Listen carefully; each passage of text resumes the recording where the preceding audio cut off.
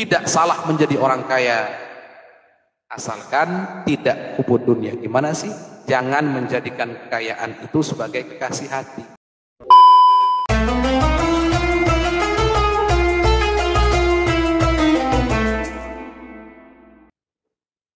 Assalamualaikum warahmatullahi wabarakatuh. Waalaikumsalam warahmatullahi wabarakatuh. Maaf, izin bertanya Ustaz. Betul. Sekaligus hanya usulan kami dari jamaah agar suasananya hidup, mungkin ada MC gitu ya. Karena Masya Allah jamaah kita cukup banyak ya.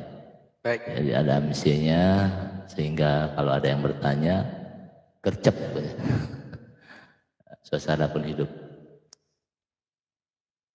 Saya mengikuti dalam satu kajian di pengajian tempat lain.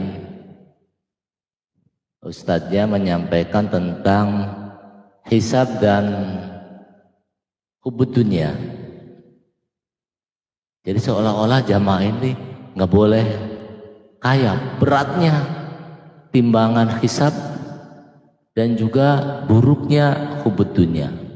Memaknai seperti itu, menyimpulkannya. Sedangkan kita hidup di dunia butuh dunia. Ya mungkin kita kalau melihat tokoh-tokoh nasional, pendiri NU, Kiai Haji Hasyim Asy'ari dan Ahmad Dahlan, itu ekonominya di atas rata-rata. Begitu juga kalau kita mau haji menjalankan kewajiban, itu kan butuh duit juga.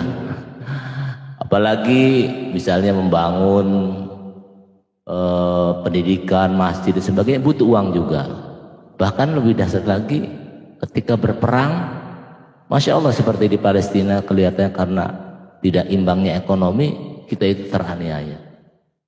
Bagaimana Ustaz menyikapi hal ini terkait dengan hubud dunia dan hisab ya? Beratnya hisab mendapatkan dunia yang bagi yang berlimpah. Demikian Ustaz dari saya. Mohon maaf. Assalamualaikum warahmatullahi wabarakatuh. Assalamualaikum warahmatullahi wabarakatuh. Baik. Tolong bedakan antara memiliki dunia dengan mencintai dunia. Itu dua hal yang berbeda.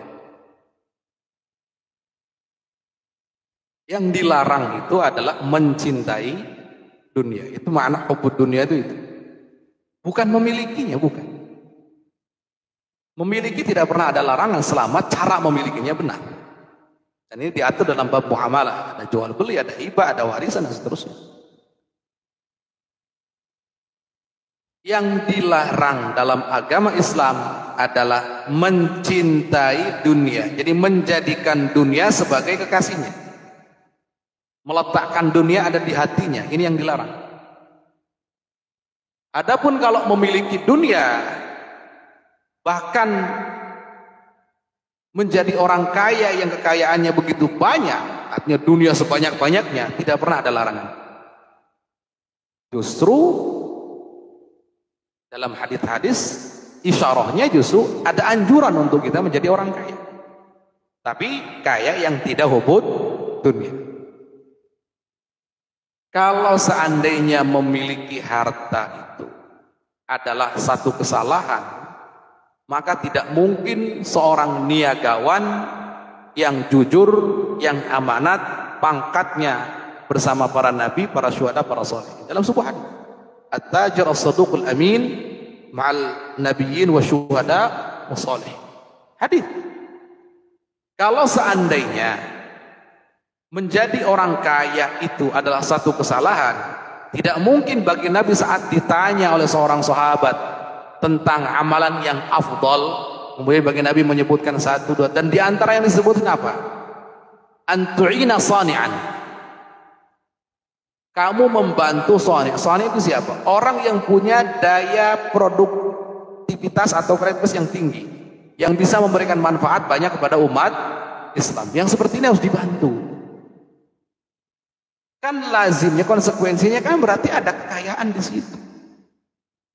Lihat. Sekali lagi. Jadi orang kaya itu bukan kesalahan. Jadi orang kaya bahkan dianjurkan dalam Islam.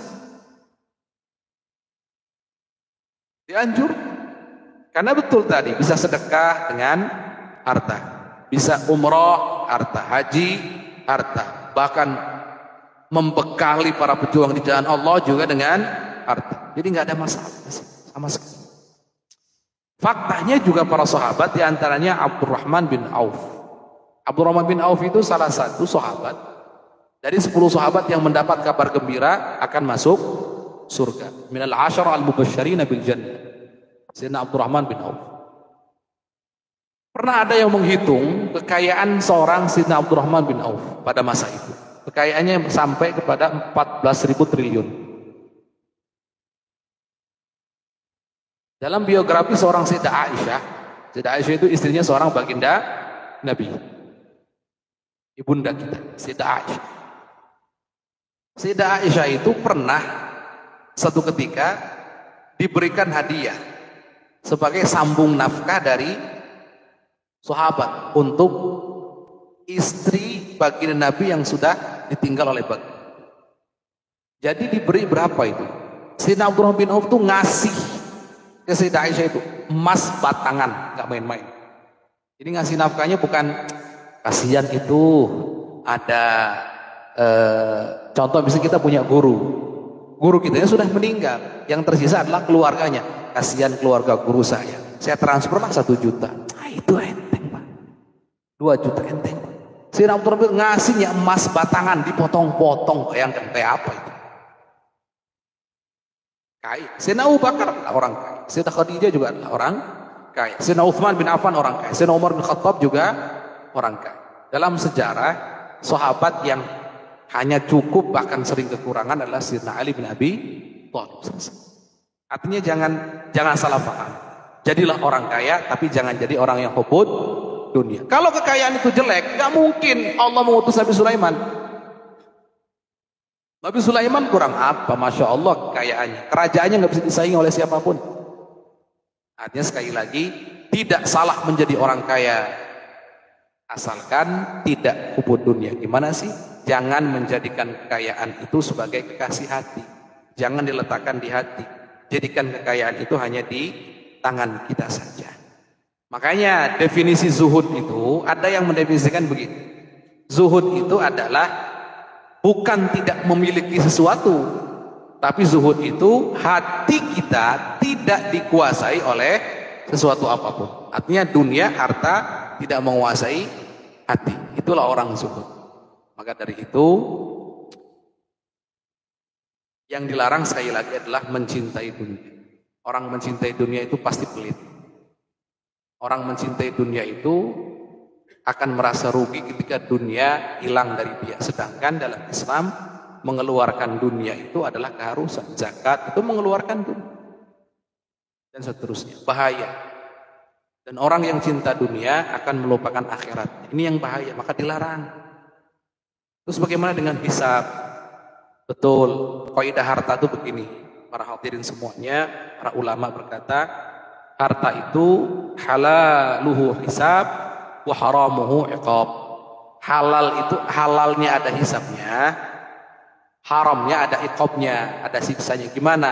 Kalau kita mencari harta dengan cara yang halal, maka akan ada hisabnya. Akan ada pertanyaan, dari mana kamu dapat, dengan cara apa, dan kamu kemanakan itu harta. Dan hisab itu detail nanti.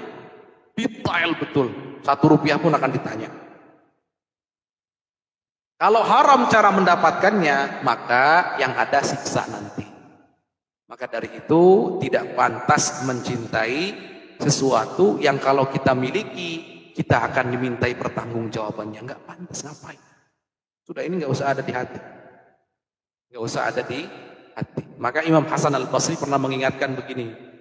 Kata Imam Hasan Al-Basri, orang paling rugi itu adalah orang kaya yang hidupnya sama seperti orang miskin di dunia, tapi hisabnya di yaumil qiyamah hisab orang kaya. Gimana itu? Gini, kita sebagai manusia, sekaya apapun kita, orang Indonesia makan sehari cuma 3 kali. Nggak mungkin kan orang kaya makan 1 bakul, orang miskin makan 1 piring. Nggak mungkin, tetap makannya 1 piring, sama saja. Yang dimakan juga sama, makan makanan juga. Nggak mungkin kan orang kaya makannya berlian dan emas, orang miskin makannya batu. Nggak ada ceritanya, sama aja makan nasi. Artinya jatahnya sama. Tapi orang miskin ketika ditanya sama Allah, dari mana kamu dapat? Dapat kerja ya Allah. Kau menggunakan untuk apa hartamu? Untuk makan, kemudian untuk ibadah ya Allah. Selesai. Orang kaya, dari mana kamu dapat? Pertanyaannya, mending kalau pertanyaannya begitu, kamu dapat rupiah ini dari mana? 1 rupiah ini dari mana? Kalau ini dari mana? Mengerikan sekali. Orang kaya yang punya 1 triliun saat ini, yang dia gunakan contohnya hanya dalam sebulan 30 juta misalkan. Yang ditanya hari kiamat itu bukan 30 juta kamu apakan, bukan. Yang ditanya hisabnya berapa? 1 triliun. Jadi yang ditanya itu yang ada dalam kekuasaan kita, bukan apa yang kita gunakan. Awas hati-hati. Makanya Masya Allah, hisab jadi orang kaya itu mengerikan. Tapi kok Ustaz Sayyidina Abdurrahman bin Auf katanya kaya raya 14.000 triliun, tapi termasuk 10 orang yang dapat kabar gembira akan masuk surga. Jawabannya, Sayyidina Abdurrahman bin Auf menggunakan kekayaannya di jalan Allah, tidak pernah meletakkan kekayaannya ada di hatinya. Artinya tidak termasuk hubud dunia. Ini wallahu a'lam bissawab.